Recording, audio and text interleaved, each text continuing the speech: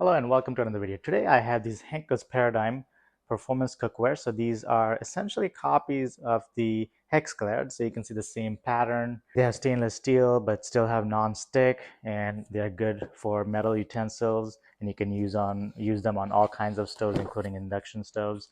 So let's go ahead and open it up, and I have my HexClad pans so we can compare it to them as well to see what the difference is. These don't come with lids, so you have to buy them separately, but let's open up the 8-inch can here. It's a nice stainless steel handle. The weight is pretty similar to a HexClad one, so let's go ahead and compare it to the HexClad pan. So looking at the top, it'll be kind of difficult to distinguish between the HexClad and the Henckels one. The one on the right is the HexClad one. You can see that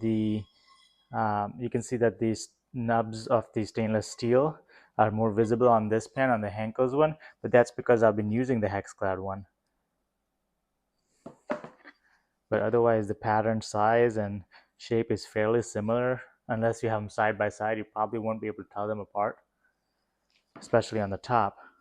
The handle has a little area for the thumb on the Henckels versus the HexClad is just a straight handle. The handle is slightly longer on the Henckels one, actually. Flipping it over though, you can see the difference right away. The HexClad has that big HexClad logo, as well as the same pattern on the inside as it is on the outside, versus the Henckels is just straight up stainless steel on the outside. And this is the 12-inch one. These are all quite hefty, but the weight feels similar to the HexClad ones, so there's no difference in that. They feel premium quality, actually. So we're gonna season all of these pans before first use, which includes putting some oil on there and running it on medium heat for a couple of minutes and then rinsing it off. So I'm gonna do that, and then I'm gonna cook something on here and see how it works.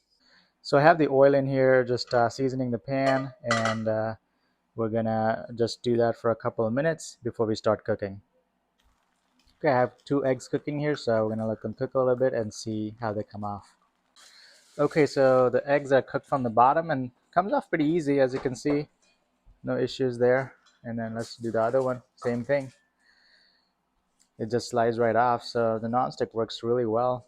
And I'm not even using a metal utensil to get all the way to the bottom. I'm just using, one of these nylon ones, and still works pretty well.